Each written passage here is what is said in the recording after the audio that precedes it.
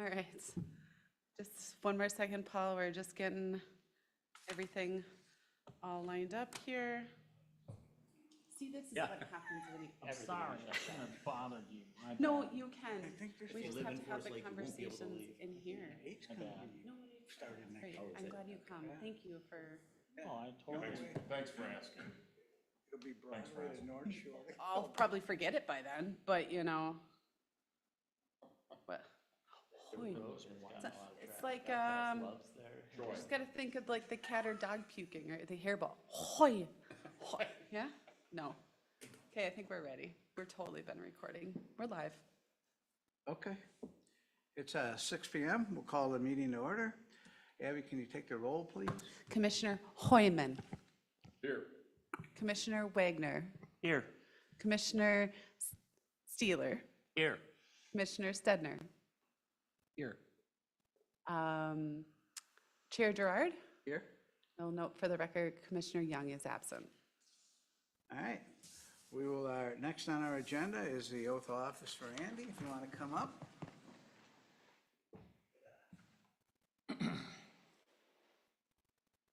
You'll want to be in front of the podium just for, Close.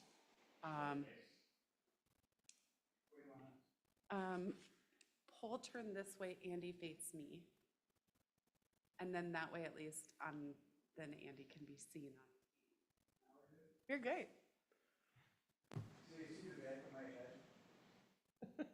That's the best part. Looks great.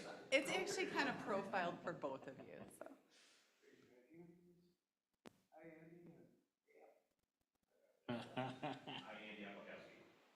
Solemnly swear. To support the Constitution of the United States.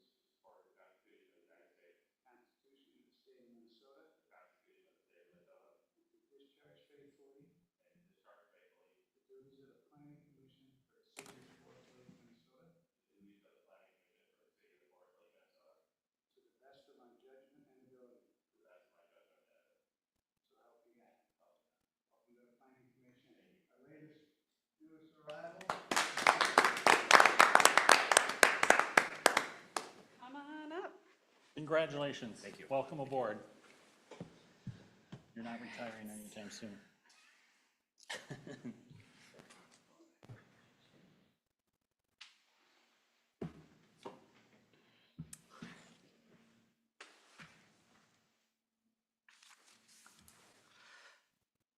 We're asked if you're able, please stand and join us for the Pledge of Allegiance. Pledge allegiance to the flag of the United States of America. For which it stands. One nation, under God, indivisible, with liberty and justice.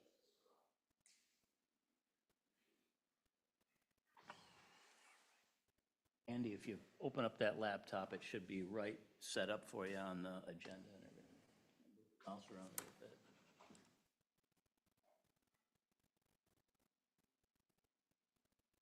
We're good? Thank you, Commissioner Steeler. Yeah, I tell you, I'll add that to my onboarding JT. of, just so that I remember to do that. you did get a amended agenda in front of you this evening. The main change is that we're going to just handle the one item, which is the landscape. Finish up the meeting, we'll adjourn the meeting, and then we will then do the training after we adjourn the meeting.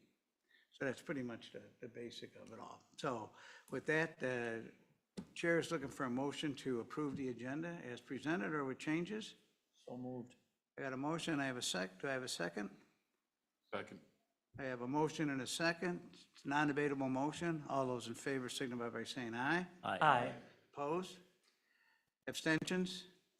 Motion carries. We've come to the part of the meeting where our open forum. We ask if anyone would like to speak to the planning commission tonight, please come up, state your name and address for the record, spend a couple minutes giving your thoughts. Once we have heard from everyone, we will close the open forum and we'll move on to our consent agenda. So with that, does anyone wish to speak at the open forum this evening? Abby, is there anything to be read in? There is not. Seeing no one come forth, we will close the open forum and move on to item 7, the consent agenda. We have one item, approve the minutes from the regular meeting of July 9th, 2025. Chair's looking for a motion.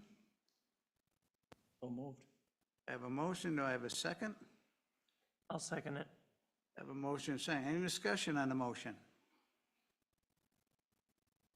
Hearing none, all those in favor signify by saying aye. Aye. Opposed? Abstentions?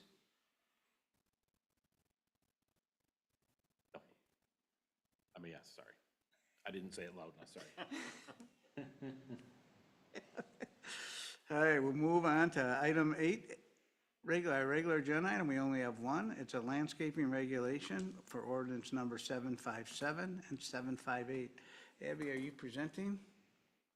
I hope so. Sorry? Yes. At the commission's July meeting, you received an ordinance amendment for landscaping, and you held a public hearing on that. There was no public comment, but there was discussion from the planning commission, and you directed staff to amend the ordinance in a few different ways. So bringing back before you are 2 ordinances with changes as directed by the planning commission, or in a couple cases, not changed, and staff is going to outline why. So to just highlight those really quick, the first had to do with the perimeter versus area calculation for non-residential developments, anything but single family and 2-family. At the time, there was quite a bit of consideration over, should we be using the area of the lot, the developed area, the non-developed area? Staff is actually requesting we keep this as perimeter, and the single largest reason is it's easier for staff. I don't mean it in any sort of other way, but we can easily add 4 numbers versus trying to do the area calculation if that area is not provided to city staff on the site plan. A big thing is as we continue to onboard new people, just trying to make these things easier right now in the long run. Again, I do want to point out that when this was brought up last time, the Commissioner Young did point out the change is fairly negligible when we're using a perimeter calculation versus an area calculation. So staff is asking that you consider to keep that perimeter calculation, though non-traditional. It is a lot easier for the city staff to administer at this time. Understory tree calculation, there were 2 measurements in the code, or calculations for that. One was dividing the perimeter by 10 and then dividing it by 15. Staff has chosen to insert it by 10, which does result in more understory trees. However, again, the code does say you can require less, or you could require more if reasonable. So I thought that the more, the landscaping that was more, a little more, I want to say restrictive, provided more trees in Forest Lake might be a good start. And again, we can always reevaluate these. I know that's not been our commonplace to reevaluate our ordinances, but again, we can always look at how this is working after a few site plan reviews. Single and 2-family properties. As a reminder, the ordinance had previously said 4 trees per lot. You asked us to divide that up a little bit more. So now it is at a minimum 2 overstory and 2 understory, and additionally a minimum of 2 trees per lot in the front and side yard. So knowing that we want to have some trees in the front and some in the back, minimum of 2 of them in the front and side yard. There was also a request to reference the American Society of Landscape Architects, but this is in reference to licensed landscape architects. Figured just leaving that just blank licensed, because depending on the state, that licensure comes from the state and not necessarily from the Society of Architects. And then staff did, after spending a little bit more time with this, did notice 2 areas where we felt that we needed to put in additional language. One is an existing practice. If you have a home that that's finalized in December, that we offer temporary certificate of occupancies for those homes until that landscaping is installed in the spring. Just added in some language about that, just to memorialize the practice that we've got going on right now. And then plant materials should be planted in a fashion that will accommodate the plant's maturity. it's peak code enforcement season, and as all of you might imagine, we get quite a number of neighborly complaints and concerns, and a lot of them have to do with, my neighbor's tree is overhanging the lot line. Generally, that's a private property owner matter, but what we're encouraging is for any new development that you just think of the maturity of the tree, and hopefully that whole mature tree just stays on your own property, hopefully avoiding future complaints. It's probably not going to, but. So those are things staff is also asking your consideration tonight. So I recommend you review this, discuss this, and then if you're favorable, make a couple motions to recommend the city council approve ordinance 757 and 758. Both of those motions are on page 14 of your packet. Any questions? Questions for staff? Yeah. I have a question. On the existing practice of allowing a temporary or occupancy, and then Yep. they put in the landscaping later, has that been a problem in the past? I know like big commercial developments, they'll make the developer put up a bond, and if they don't get all the landscaping in, they lose that money.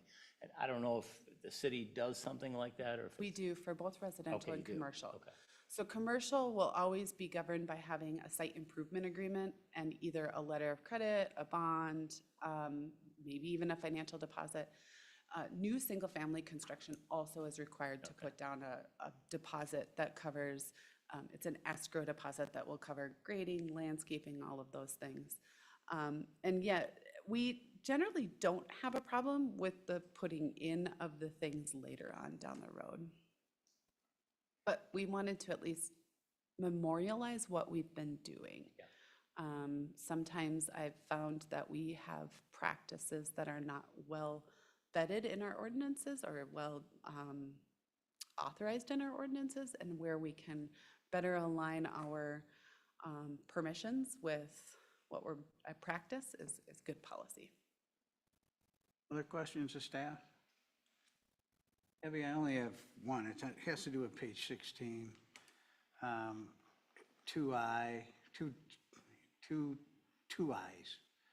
So A and B, I's? we have the overstory trees and we're gonna allow 3-to-1, and then the other one is 20-to-1. Is that a reasonable number?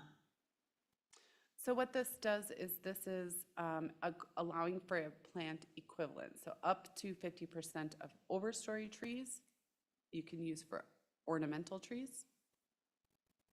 And then up to 50% of the ornamental trees could be 20 shrubs. So it's essentially saying, if you want to have less trees, that's fine. We just want more shrubbery and more ornamental trees on the property. Yeah, you want 3 more instead of a regular tree for the ornamental, and you want This is 20 for, more shrubs for. yeah, so this is only for other than 1 family and 2 family. So this is going to be for commercial apartments, commercial buildings. But am I understanding it right that the way it's written is that if you want to substitute for an overstory tree, you got to put 3 understory trees in for each tree? 3 for each overstory, 3 ornamental trees. Yes, And it's 20 shrubs for, 1 ornamental tree. that seemed like a reasonable number, 20 shrubs to 1. Depends on the size of the shrub. Pardon me? And it depends on the size of the shrub, I would say. All right. I mean, I'm not going to fight it.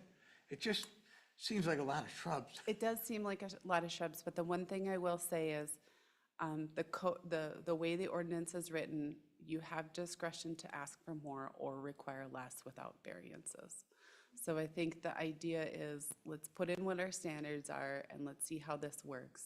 We know right now that nobody can achieve our existing landscaping regulations at all. And so this is a start to see if we can get something that's better in line with what properties can achieve. Those are 2 areas, or that's an area though, Chair Gerard, that I think that we just kind of keep an eye on as we implement it. It'll just be interesting to see if someone comes with 900 shrubs because they want to put a tree in. Well, and I do think it'll be interesting to see if anybody opts for these equivalents, Yeah. right? If we've reduced the overall requirement is it more in line with a property to where we don't need to have this equivalent planting standards in place? All right. Other questions of staff? I have one. On the detached single family, the lots are getting so incredibly small that there's not necessarily gonna be an ability to put in an overstory tree or two of them and not have them either be on the property line or encroach in the house. Yep, so the requirement is not that they have to meet the maturity standards on their property, but design with respect to it. You are right in that our single-family residential lots, some of our single-family residential lots are getting smaller. I don't think that the 4 trees per lot is excessive. But it could be possible that maturity doesn't allow for that to stay contained on the So would property. staff give We builders? would still be approving these. I think the intent is where we can try to minimize those future conflicts. Let's think about them. Okay. There's quite a bit in the ordinance that I think is designed to kind of say, hey, property owner, developer, builder, designer, keep these things in mind. Reducing the effects of heat, some of it of plant on the north or the south or the east or the west. I don't remember, to be honest with you, which one we're recommending, but these are all, keep these things in mind as good planting suggestions, not necessarily laws. I think there's a lot of shoulds as opposed to shalls. Other questions? Great question, though, Andy. Hearing none, staff is recommending that we make a motion to the city council, or recommend to the city council to change our ordinance 757, 758. Says they can be due individually or together. I'm going to request for 2 motions, then it's always clear. So with that, the chair is looking for a motion. I will make a motion to recommend to the city council to approve ordinance number 757, an ordinance repealing and replacing certain sections of city code, chapter 153 pertaining to landscaping regulations. I have a motion, do I have a second? Second. I have a motion and a second. Any discussion? Hearing none, all those in favor signify by saying aye. Aye. Opposed? Abstentions? Motion carries unanimously. Chair is looking for a second motion. Chair, I make a motion to suggest adoption of ordinance 758.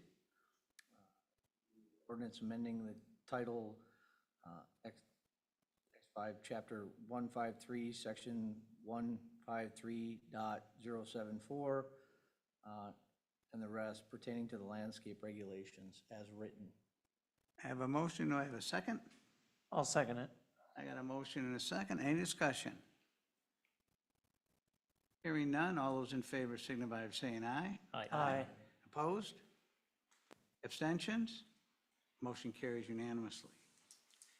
All right, we will move to our discussion and updates are always kind of the same thing, and we'll start with our esteemed liaison, Councilperson Larson.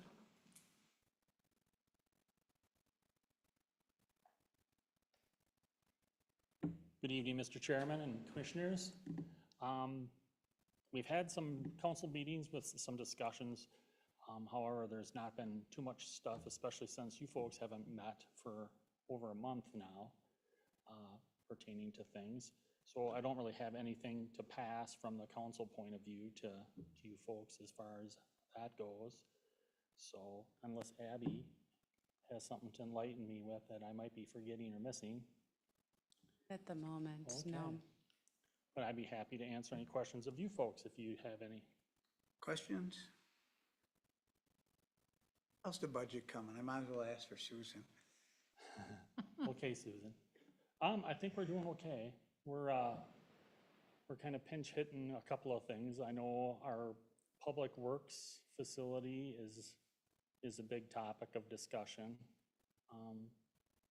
but we need to work on that and whittle things down a little bit, because the price tag, I think, is a little excessive, but, I think between the council, Public Works Director Adams and things, I think we'll be working on some stuff. We made a decision to proceed to the site down next to the recycling center, and I think we chose option 2. So we have an area where they could have made a drainage area or a building structure that we can sell to help offset the cost of things too. Plus the sites, the Public Works building that we currently have, and some of our other storage stuff, maybe looking at selling that off to also help offset the cost, but we haven't determined any type of price tag or anything like that for that stuff, so it's a work in progress, as they say. Thank you, sir. Thank you. I'd like to welcome Andy. Nice to see you. It's been a little bit of a stretch here. I think we're up to full staff now, so we're looking good on that. One other thing I'd just like to mention is a heartfelt condolence to the Forest Lake Police Department for the loss of their officer, Detective Josh Brown. Today they brought his body back from the medical examiner's office, and we had a procession through town down Broadway up Lake Street to Matson's funeral home, which looked like it was very well received. So heartfelt condolences to the Forest Lake Police Department, his wife, and their family at this time. So, thank you kindly. Abby, what do you have for us? Just a couple things. Earlier this week, the city council actually directed staff to include in the preliminary budget increasing our code enforcement officer, Dan Pearson's position, from 13.5 hours a week to 40 in 2026. The council recognizes, as I've been sharing with them, that there is too much enforcement efforts out there to be operating with a quarter-time employee. I did tell the council that that was going to be the case when I asked them to convert our summer intern dollars to a year-round full-time position or a year-round position. But I think that I thought, and the council agreed, that it was important to have a person here conducting code enforcement year-round. Turns out that when you advertise that you have a code enforcement officer, your enforcement efforts just have to increase because your complaints increase. A lot of them are neighbor complaints that the government isn't here to solve, but we try to help. Certainly a lot of city code violations that are worthy of inspection, and then quite a number of large nuisances, many of them backburnered for a very long time that we're trying to work through very slowly. So I am hopeful that the council will continue to keep that position in at full-time from preliminary to final budget adoption. I wanted to at least let you know that support has been here to help increase our enforcement efforts, and the council recognizes that and would like to increase that. Also, you should have received notice this week that our August 27th meeting is canceled. As I shared with the council, even though the Planning Commission's agendas have been light, we are still very busy in our permitting, and we have a number of developments that are going to be coming through entitlement still this fall. We've received the final or the preliminary plat for Chestnut Creek Phase 2. Some of you might remember that. That's a 10-year-old development that had quite a number of problems in trying to get that second phase off the ground. But we do have a new developer that's come in to try to get that neighborhood finished, which is going to be very big for Forest Lake. We also have started conversations on a couple other residential land developments that would be prepping now for next spring. I think we probably have conversations with about 6 different large parcel developments. So you can expect certainly a busy 2026, but through the fall, you'll have consistent meetings. Your next meeting then would be September 10th. Say that right? September, we're in August. September 10th. And at that time, we'll have a new face. Our Assistant Community Development Director, Stephen Gilmore, starts on the 8th, so he'll be here with me that evening. And so then, Steve, did you say his name was? Steve? Yep. So then he'll be here and you'll be out of here again? No, not right away. You guys have me for a while. It'll take a while to get Steve on board, and then we have posted for our planner position, replacing Ken Roberts, that Ken had vacated. It will have that position closes in 2 weeks. We have a kind of a tight timeline. We obviously cannot open it up, but the hope would be to have somebody in the next couple of months at most. Those 2 people will probably be your primary staff. So yes, in time, I'll kind of maybe have less night meetings a month. But I'll still be here for a while. Questions for Abby? Yes, so the meetings switch back to 7 o'clock in September? No, they will remain at 6 o'clock. And I will say, I do appreciate them at 6, just for the simple fact that I get to tuck my kid in at night. And come the winter, it'll be nice to maybe not drive in. Who am I kidding? It'll still be pitch black. Yeah. I have one more question. Maybe this is outside of your scope. Do you know if the project on Highway 97 is ahead of schedule? I don't know. I certainly can check with our engineer, Ryan Goodman, and I can get something out to you to just see where that project is. There is posted updates online also via, there's a site that you can just go to and they post stuff regularly. Okay, thank you. I can send that file link out. Any other questions, Abby? Tim? Has there been any plans for any commercial development, or is it strictly residential that's coming? As of recently, we don't have any new applications for commercial development, but are in discussions with quite a number of different properties about the potential future development.